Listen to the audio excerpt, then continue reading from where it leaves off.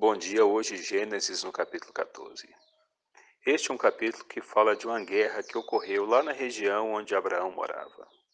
Seu sobrinho Ló, como nós vimos no capítulo anterior, ele havia se separado de Abraão e terminou indo morar na cidade de Sodoma. Sodoma se viu envolvida em um conflito, pois naqueles dias era muito comum as guerras de conquista, de pilhagem, e aquilo trazia muito terror, porque os que não morriam na guerra normalmente eram levados como escravos. As mulheres, provavelmente as mais jovens, as mais atraentes, se tornavam troféus para os guerreiros, e as crianças que eram poupadas com vida certamente terminariam na escravidão também. Houve uma guerra, a Bíblia diz que veio uma força invasora composta por reis de 4 cidades diferentes. E foram fazer guerra contra 5 daquelas cidades que estavam naquela região onde Abraão vivia, inclusive a cidade de Sodoma e de Gomorra também. Só que esses povos que vieram para fazer a conquista, o texto do capítulo 14 diz que durante essa investida eles já tinham destruído 5 povos diferentes e conquistado eles. Então chega naquela região também. E as cidades de Sodoma, Gomorra e outras que eram vizinhas não conseguiram resistir ao poder dessa imensa tropa invasora que veio. E os homens de guerra que não morreram terminaram fugindo, as cidades foram desamparadas e facilmente conquistadas pelas forças inimigas. Mas a Bíblia diz que o sobrinho de Abraão, Ló, foi levado cativo junto com sua família e perdendo todos os seus bens que haviam sido tomados também. Um mensageiro chega até Abraão, que vivia não muito distante dali, mas vivia no campo, na zona rural. E ele disse que a cidade de Sodoma havia caído sob o domínio do inimigo e que Ló, com sua família, tinha sido levado cativo. O texto diz que Abraão ele resolve ir em perseguição. E a Bíblia diz que 318 servos nascidos na casa de Abraão, naturalmente uma referência àqueles que trabalhavam ali para ele, né? E Abraão e esses 318 homens foram em busca de Ló. Claro que teria que enfrentar toda aquela força inimiga. E o texto diz que eles caíram sobre aquela multidão e eles conseguiram vencer, desbaratou todo aquele exército inimigo e salvou não só Ló e sua família, mas todos que haviam sido levados cativos daquelas 5 cidades que haviam sido derrotadas. E ele traz novamente. E o rei de Sodoma, quando sai ao encontro de Abraão, pede para que ele entregue apenas as pessoas e todos os bens da cidade que haviam sido pilhados, Abraão poderia ficar como troféu de guerra. Mas Abraão tinha uma outra riqueza que não era composta por animais, nem por joias, nem por ouro e prata. Abraão tinha a grande riqueza de ter um relacionamento com Deus. Ele sabia que foi Deus que lhe dera a vitória. Eles eram um grupo muito pequeno comparado com a grande multidão de inimigos invasores. Eles nem mesmo eram homens de guerra, eram homens pacíficos, criadores de gado. E ali eles estavam enfrentando inimigos poderosos, e a vitória não veio dele. A vitória veio de Deus. Ele não queria honra para si, nem queria troféus de guerra para poder enriquecê-lo mais ainda. Então ele diz para o rei de Sodoma que ele não vai ficar com absolutamente nada, nem sequer uma correia de uma sandália, que ele pudesse ficar com seu povo e com todos os bens que ele havia conquistado e trazido de volta. E assim ele poupou a vida de seu sobrinho. Era uma oportunidade para Ló ter abandonado a cidade de Sodoma, mas ele não abandonou, ele preferiu ficar ali. O interessante é que neste capítulo aparece um homem que não tem nenhuma referência dele antes, falando quem ele pudesse ser. Diz o texto que ele era Melquisedeque, rei de Salém, e que era sacerdote do Deus Altíssimo. E ele abençoa Abraão, e Abraão dá-lhe o dízimo de tudo. Eu deduzo que não está dizendo o dízimo daquilo que ele conquistou nessa batalha, pois aquilo não era dele. Tanto é que ele devolveu integralmente para os donos. Ele devolveu o dízimo daquilo que era dele, pois ele sabia que a 10ª parte de tudo que nós temos pertence a Deus. Então ele entrega para aquele homem, que é Melquisedeque, que o abençoa. Ele já era um homem abençoado por Deus, e agora ele estava profundamente grato porque Deus poupou a sua vida de todos os servos que o acompanhou e ainda possibilitou resgatar a vida de seu sobrinho e de seus familiares e de todos aqueles homens, mulheres e crianças que haviam sido capturados e que teriam uma vida amarga de escravidão. Esta conquista de Abraão representa o que o Senhor fez pelos seres humanos.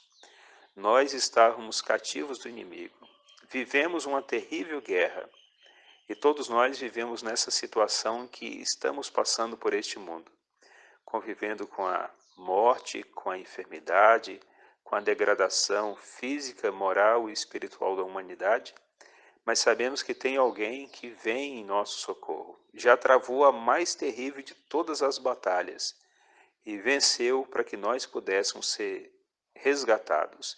E agora virá para poder nos resgatar deste mundo mau. Assim como aqueles moradores, a exemplo de Ló e de todos os moradores de Sodoma, estavam sendo levados para serem escravos, nós estamos também em uma situação de risco, de preocupação, de medo, mas podemos ficar descansados que aquele que é poderoso é o nosso amigo. Ele é o nosso resgatador.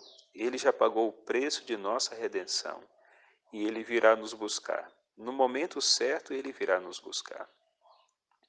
Isto me faz lembrar uma história real que eu li recentemente, de um grande terremoto de 7,5 graus que ocorreu lá no país da Armênia, no ano de 1988. Aquele começou como um dia comum qualquer.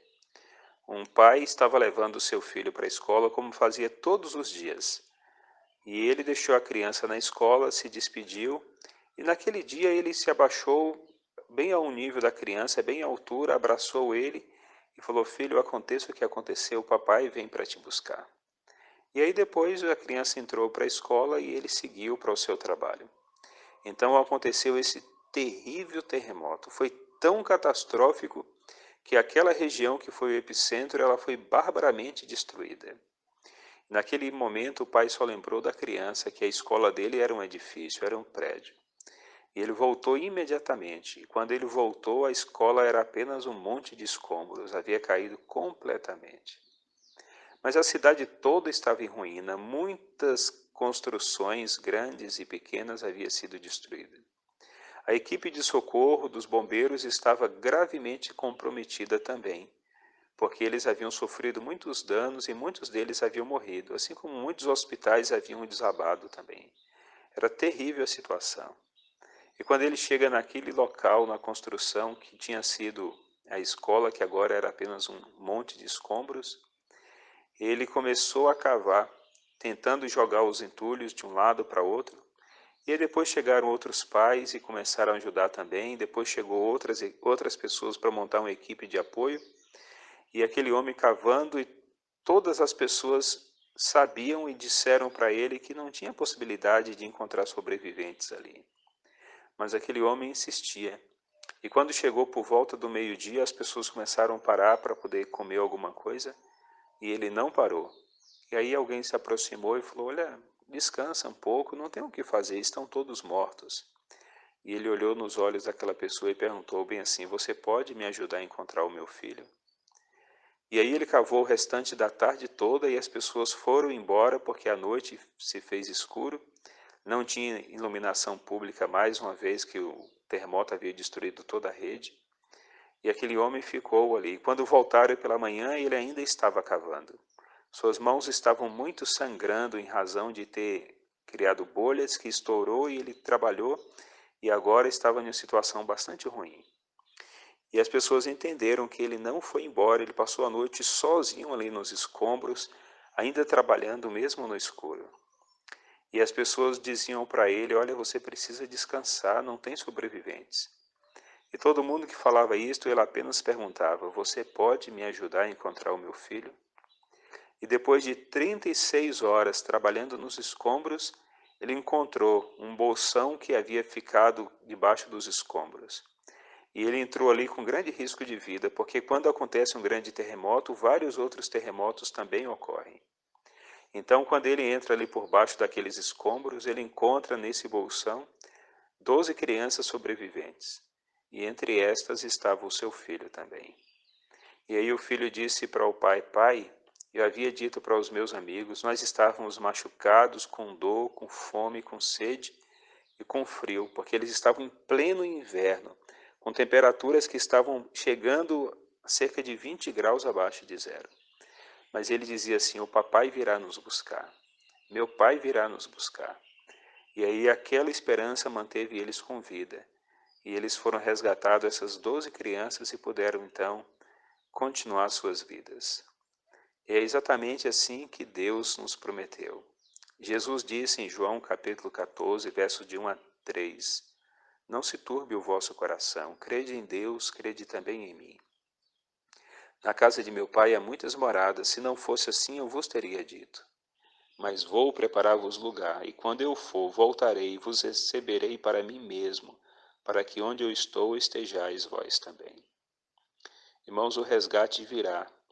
Nós temos os sinais que as profecias indicam e mostra que nós estamos no limite do tempo e em breve o nosso Salvador virá nos buscar. Abraão representou a Cristo quando ele, como Salvador, foi resgatar o seu sobrinho e os seus familiares. Melquisedeque, como sacerdote, também representa a Cristo. Jesus está no santuário celestial, trabalhando pela nossa salvação. E lembrando que a nossa salvação não acontece apenas no momento do resgate, quando ele vem nos buscar. A nossa salvação está se desenvolvendo agora no santuário celestial. O Senhor Jesus pagou com sua própria vida o direito de nos salvar. E agora no santuário celestial, à direita do Pai, Ele está santificando o seu povo. Ele está nos salvando do domínio do pecado. E todos aqueles que se deixarem ser salvos do pecado, pois ele disse que o Espírito Santo viria para convencer os homens do pecado, da justiça e do juízo. Aqueles que se deixam convencer da malignidade do pecado, que aceitam a justiça que Cristo está oferecendo, que é a sua própria justiça, para se tornar nossa justiça, estes são convencidos que tem um Salvador que está fazendo juízo por eles no céu. E assim, sendo salvos do domínio do pecado, da culpa do pecado, nós poderemos ser salvos também da presença do pecado quando o Senhor vir buscar o seu povo. O desafio é continuarmos perseverando em seguir a Jesus fielmente, pois aquele que há de vir virá e não tardará. Que nós possamos descansar na certeza que, assim como Ló foi resgatado do domínio dos inimigos, nosso Salvador também nos resgatará. Ele virá para nos levar para a glória, para vivermos com Ele.